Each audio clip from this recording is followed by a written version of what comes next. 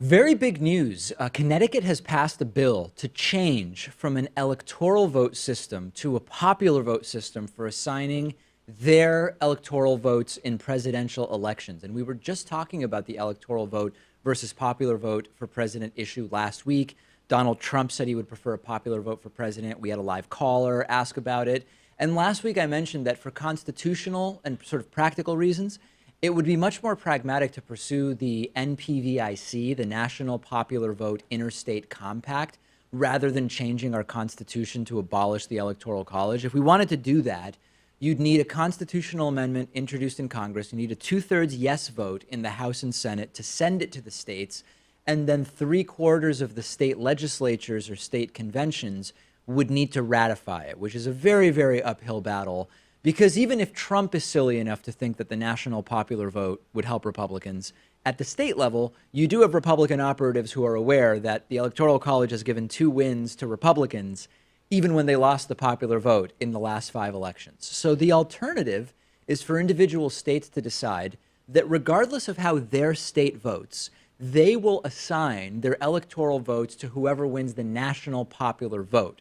And the idea, the math of it is, once you get enough states to agree to this, such that in total they have 270 electoral votes, the number needed to win, you have a de facto national popular vote. You don't need a constitutional amendment. So in Connecticut, the state Senate voted in favor of doing exactly that. It already has passed the House. The Democratic governor, Daniel Malloy, is expected to sign it, and that would make Connecticut the 11th state plus Washington, D.C. to adopt this system. And that means that the NPVIC will be up to 172 electoral votes in total. This means they're about two-thirds of the way to the 270 total that they need for this to become a reality. So big progress, but this is going to be a significant challenge. I know that it was laughed away years ago as it's going to get no traction. I know that it's two-thirds of the way there.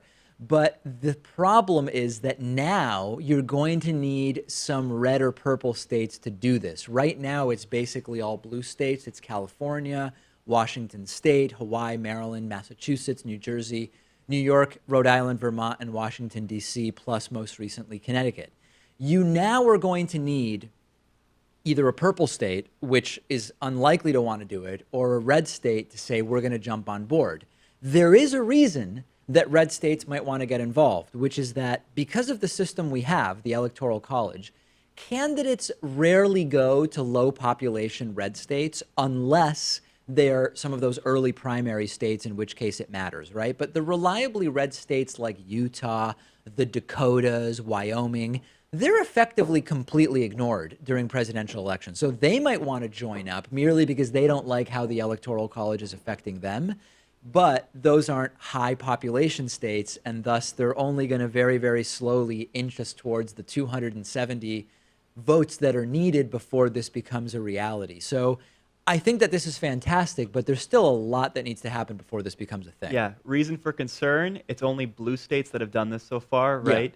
So if you have a situation where the scenarios that we've seen in the past few election cycles reverse, and a Republican wins the popular vote, but a Democrat wins the Electoral College, Yes. that's not going to be enough. I think the Democrat would have to win both the popular vote and the Electoral College to assume the presidency. Oh. I think you could be putting yourself at a disadvantage there. And I understand this is for a greater purpose. It's for strengthening our democracy more so than just helping one party or another. You're But you have to saying- get both blue states and red states on board. Yeah, I think you're right. Even if it were possible for this to happen with only blue states, it would be, from a PR perspective, complicated, and it can't happen, right? And I think that the red states are probably more likely to be interested in this than the purple states. And I do want to mention something else.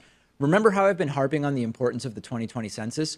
The census also would affect this because census data is used to adjust the number of electoral votes per state. So you could end up with a situation where you get enough states joining the NPVIC to get, say, 271 electoral votes. You do the census, and then because of population shifts, those states that used to have 271 electoral votes end up getting shifted to only 268 or 269, and then you lose the NPVIC unless you add another state. That could happen, which is why it is really, really, really important that the census be fully funded and done correctly. I know it's not a sexy issue. I know every time I talk about it, some people glaze over, but there are so many ways in which this matters that we've got to take it really, really seriously. Today's program is made possible in part by Futur. Futur is a social forecasting game where you compete with other players to predict the future, and it's built on the principles of what's called a prediction market, a scientifically proven way